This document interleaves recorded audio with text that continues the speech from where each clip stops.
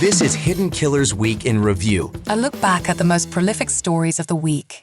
This is the Hidden Killers podcast with Tony Brueski. Featuring former FBI Special Agent and Chief of the Counterintelligence Behavioral Analysis Program, Robin Dreeke. Every single day, we talk about the case of Rex Heuerman, the alleged Long Island serial killer. It gets a little more crazy, and this week was not anything different than what we've seen. Very par for the course.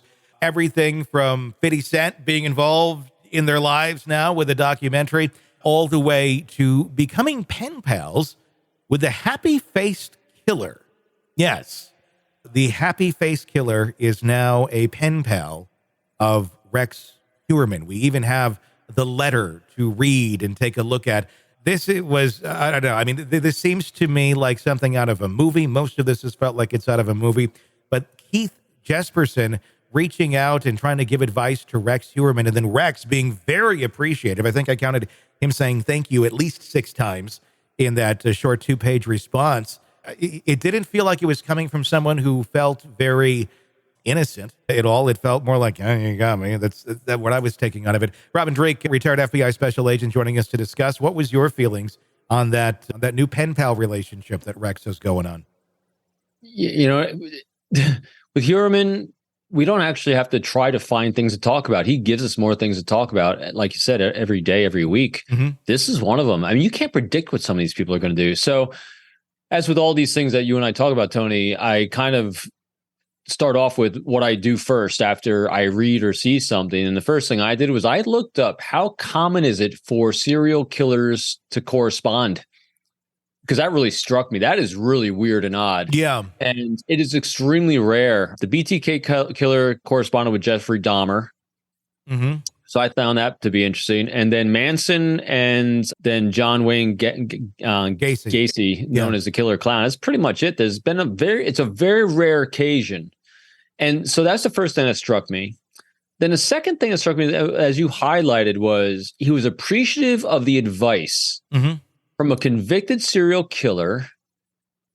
That's interesting. But the thing that even strikes me more is here is a very highly educated guy. I mean, he's a Manhattan architect, works in a big firm. It doesn't look like he's hurting for money with his gun collection. I can't even imagine how much that thing's worth.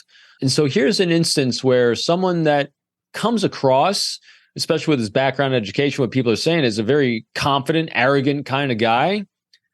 He turned away, admittedly, to the happy face killer. He turned away every single letter and LDP or correspondence that people want to have with him. But the one he actually listened to is from a convicted serial killer. Mm-hmm. In the letter itself, he says, I've received letters from this person and that person, but you are the only one I want to reply back and forth with. What does that tell you? I don't know. Yeah. It doesn't help them. If most of these things, because we talk about them, it goes to the court of public opinion. Yeah. It does not help him in the court of public opinion. Yeah. And so it's one of those things. It's because it's so rare, you kind of get flabbergasted by it. Things I have to look up I have to look it up because it's rare. We don't see it that often. I mean, it starts to make you want, have others gone on that we are unaware of like this? I mean, it's a very small club when you break it down as far as people who would be able to relate to one another in that sort of a situation. Jesperson advised Heuerman in some of the letters to admit guilt if he's guilty, reflecting on his own personal experience and legal process, basically saying, don't put your family through this, don't put yourself through this, don't put the victims through it. If you did it, just do it. They're going to get you. And I don't know, Jesperson seems like an interesting character. He was just admitted, I believe, to an 8th victim not that long ago, or was convicted of it. And his daughter actually is the other individual who reached out to Asa Elrup.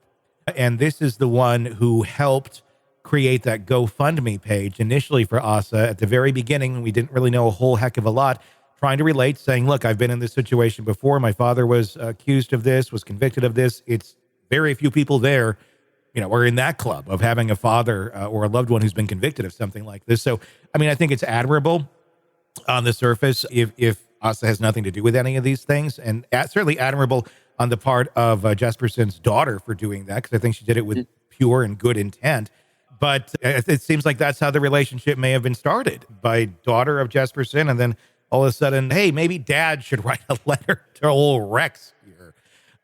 I don't know. You can't make it up. And where this goes, I don't know. It's really very shocking. One of the things Heuerman wrote back says, "Thank you for your letters and advice. They have been a help and comfort to me. I do understand what you have said, and I have taken it to heart," just as he was said as well. I'm rooting for the happy face killer. He's trying to advise him to confess. Mm-hmm. Good. Yeah. And, when it comes to motivations, so Happy Face Killer, he's on podcasts, and so he's getting notoriety by doing these things and grandiosity, and so it kind of plays into that whole serial killer modus operandi. Yeah. And to get himself in the spotlight by reaching out to Heuerman. So his behavior is not striking.